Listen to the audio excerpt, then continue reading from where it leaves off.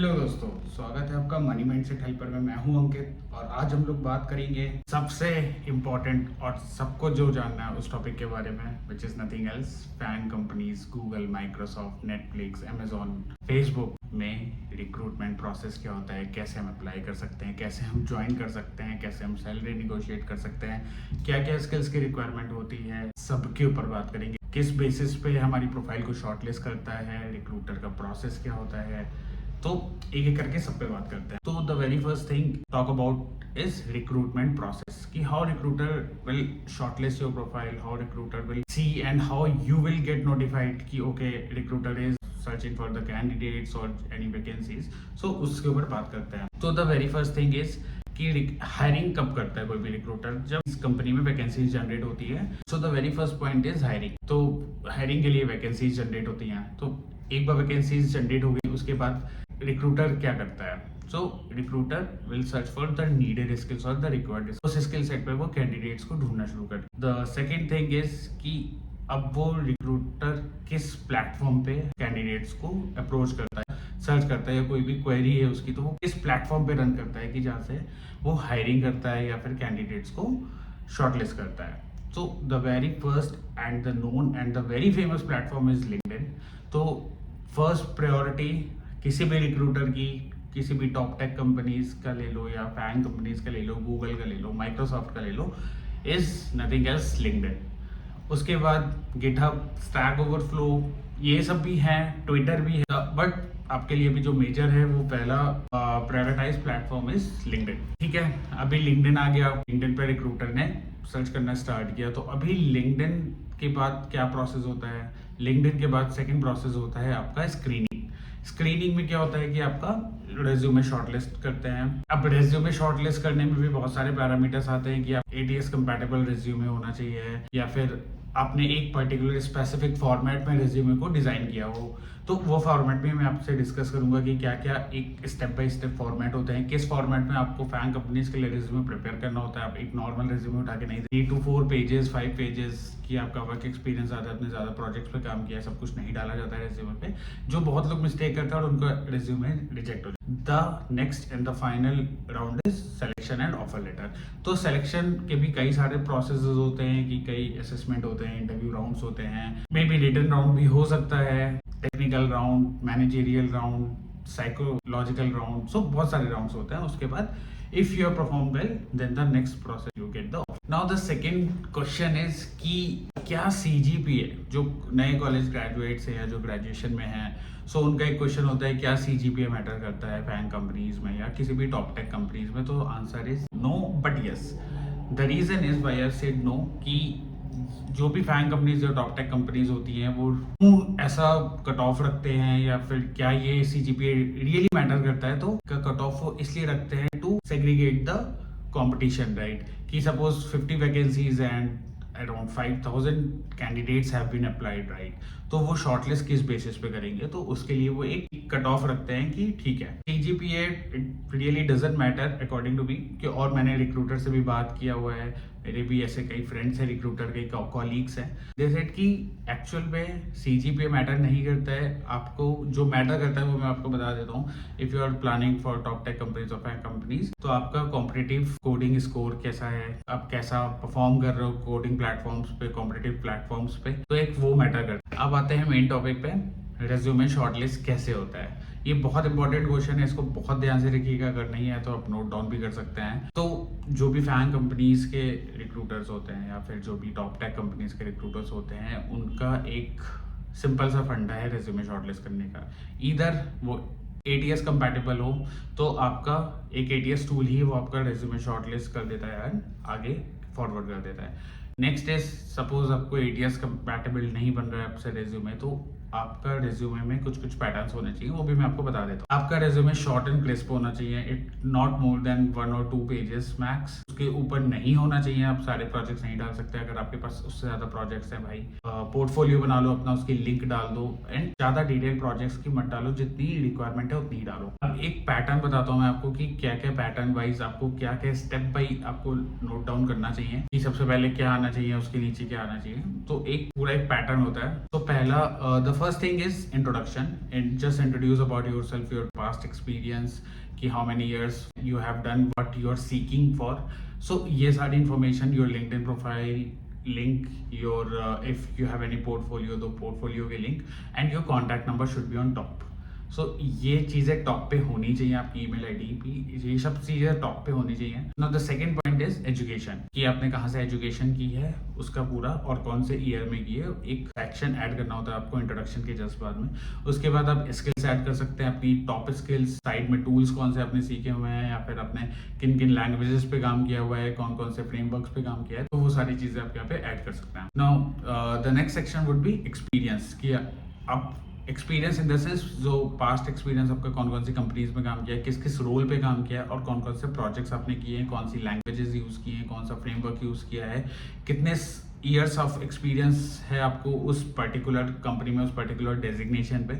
आपको descending order में करना होता है कि आपने लेटेस्ट जिस कंपनी में काम किया वो शुड बी ऑन टॉप, उसके पहले जिस कंपनी में थे should be add on after that वे में आपको एक्सपीरियंस ऐड करना होता है. तो now the next point is project, कि अगर आपने बाहर से भी कोई प्रोजेक्ट्स किए हैं या फिर सपोज आपने एडिशनल में कोई प्रोजेक्ट्स किए हैं, तो जो आपके प्रीवियस एक्सपीरियंस के अंदर नहीं आते हैं और आपने स्पेसिफाई करना चाहते हैं इस पर्टिकुलर जॉब के लिए, अगर आप अप्लाई कर रहे हैं, पर्टिकुलर कंपनी के लिए अप्लाई कर रहे हैं और वहाँ पे नीड है, आपने जॉब डिस्क्रिप्शन पढ़ा हुआ है, वहाँ पे ऐसा नीड लग रहा है कि आपको वो प्रोजेक्ट ऐड करने से आपको बेनिफिट होगा, तो वो प्रोजेक्ट्स आप उसके बाद ऐड कर सकते हैं. After that achievements and certifications, की what you have achieved recently, like आपका कोडिंग प्लेटफॉर्म का स्कोर भी आ सकता है, आपके सर्टिफिकेशंस भी आ सकते हैं, अगर आपने कोई हैकेथॉन क्लियर किया है तो वो भी आ सकता है, या अगर आपने कोई फर्दर एक्टिविटीज़ की है, पार्टिसिपेटेड इन अ कॉन्टेस्ट और सेमिनार्स और कुछ भी आपने किया है, तो वो अचीवमेंट्स में आप डाल सकते हैं. तो ये था रेज्यूमे शॉर्ट लिस्टिंग, मैंने एक स्टेप बाय स्टेप बताया है, मैं एक बार फिर से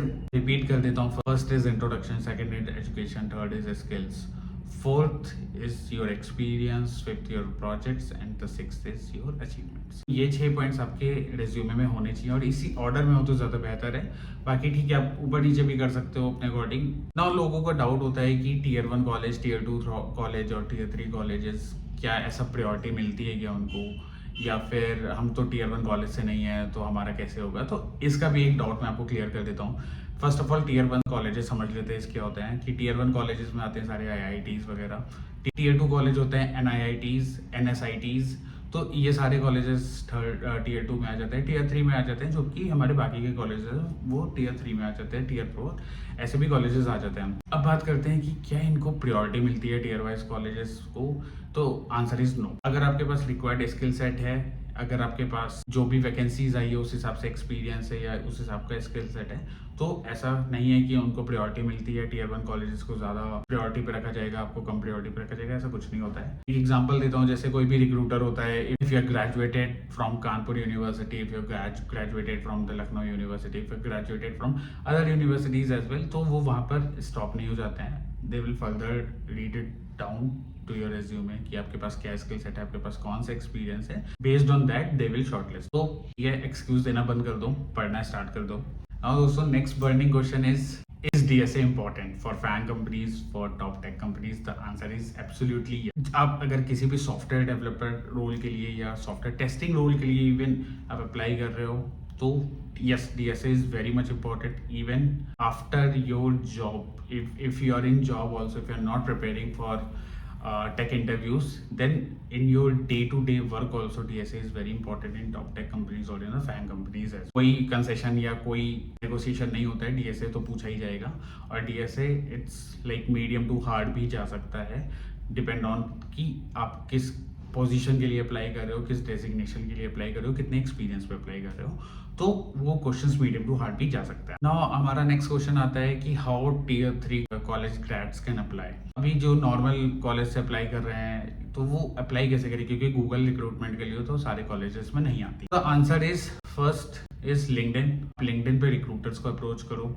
रेफरल्स के लिए पूछ सकते हो, ठीक है. रेफरल्स को प्रायोरिटी मिलती है गूगल, अमेजोन, माइक्रोसॉफ्ट में. रेफरल्स हो सकते हैं. आप लिंक्डइन पे डायरेक्ट रिक्रूटर को अप्रोच कर सकते हो. आप वैकेंसीज देख सकते हो कि वैकेंसीज आई है, तो उसके लिए आप डायरेक्ट पोर्टल से भी अप्लाई कर सकते हो. तो पहली चीज़ तो ये है.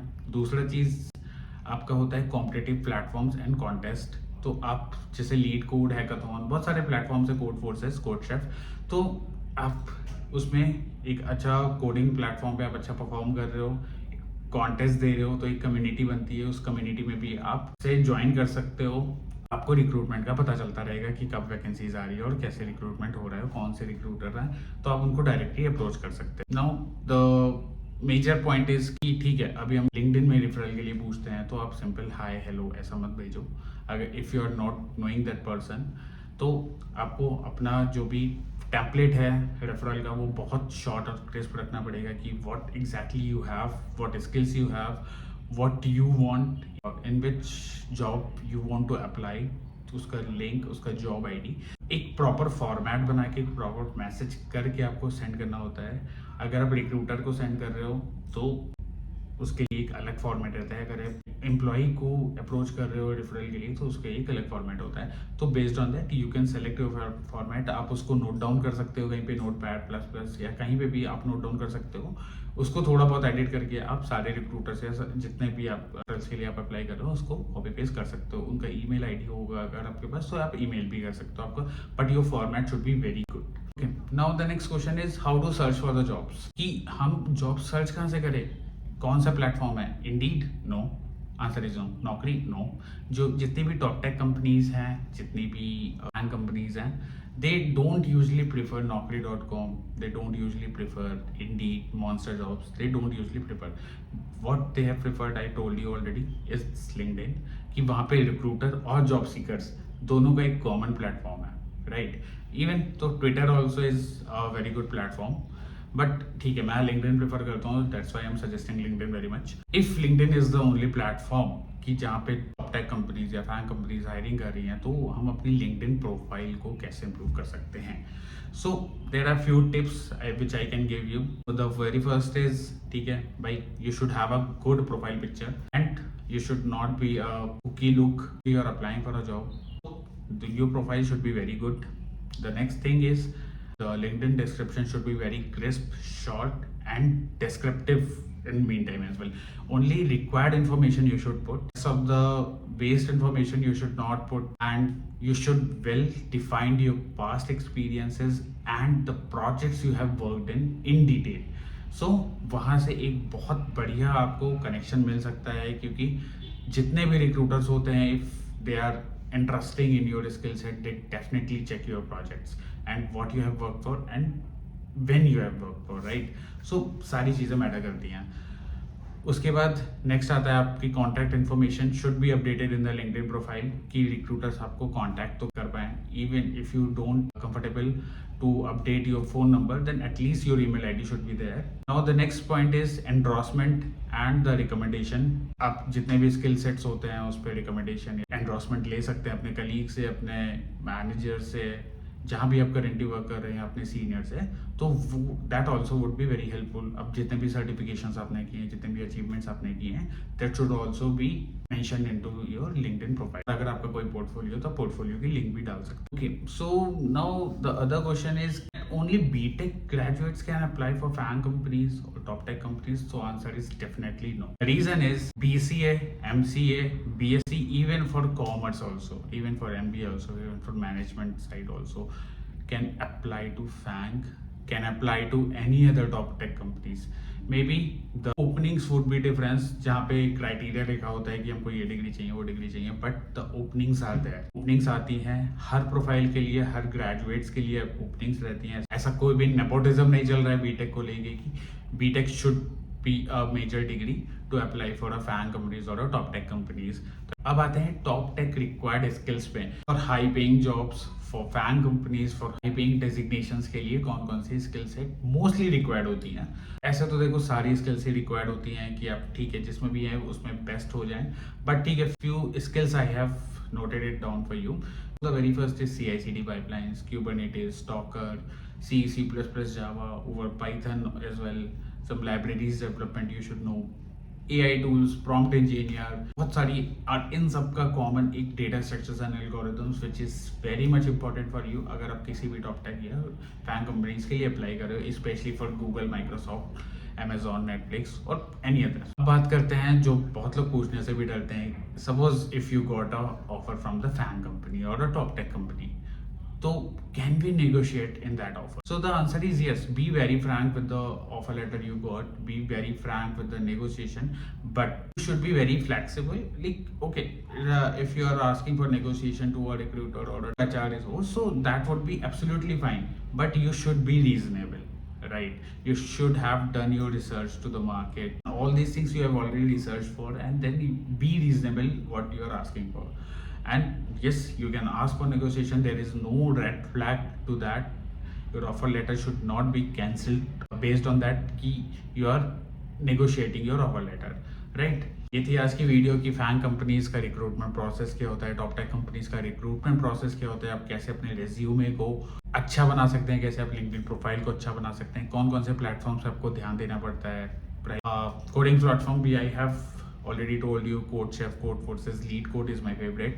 So प्लेटफॉर्म से थोड़ा टाइम स्पेंड करो, थोड़ा कोडिंग प्रॉब्लम्स को सॉल्व करो, थोड़े से कॉन्टेस्ट दो, कम्युनिटीज ज्वाइन करो, गिटहब कम्युनिटीज, डिस्कॉर्ड कम्युनिटीज मैंने ऑलरेडी मेंशन की हुई अपनी प्रीवियस वीडियो में. तो वो सारी चीज़ें ज्वाइन कर लो और एक फॉर्मेट तैयार कर लो लिंक्डइन रेफरल के लिए. आप जिनको भी अप्रोच करते हो, किसी भी कंपनीज के एम्प्लॉय को या रिक्रूटर को अप्रोच करते हो, तो एक फॉर्मेट आपके पास होना चाहिए, वो हैंडी होना चाहिए, right? And your resume should be updated, your portfolio should be updated. So इन सारी चीज़ों का ध्यान रखिए. Definitely crack it out. Mostly I have covered everything. So hope you like the video. कोई भी डाउट या कोई भी पॉइंट मैंने मिस किया है या कोई भी आपको लग रहा है पॉइंट मुझे ऐड करना चाहिए, तो आप कमेंट में मुझे बता सकते हो. I definitely add in the next video. और कोई भी डाउट होता है या रिज्यूमे का टेम्पलेट चाहिए होता है या फिर आपको ओपनिंग्स के बारे में जानना होता है या रेफरल के लिए कोई भी हेल्प चाहिए, you can comment it out और reach out to me directly over LinkedIn और माई मेल. अगर वीडियो अच्छी लगी हो तो उस वीडियो को लाइक करो और अपने दोस्तों से शेयर करो जिनको एक्चुअली इस वीडियो की नीड है. ऑफ अंकित अग्रवाल.